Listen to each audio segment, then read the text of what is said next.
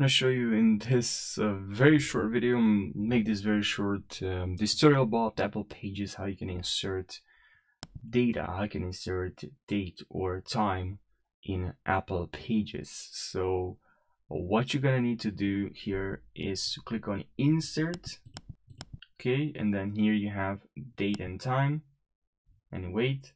Now we can click on it, then here you have set to now, okay.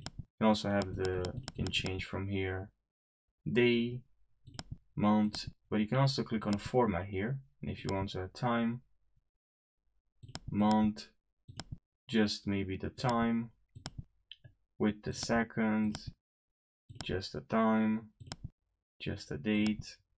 Pretty cool, right? So I hope you found this helpful, even though it's short, but I hope it's helped you and you found what you're looking for. So thanks for watching.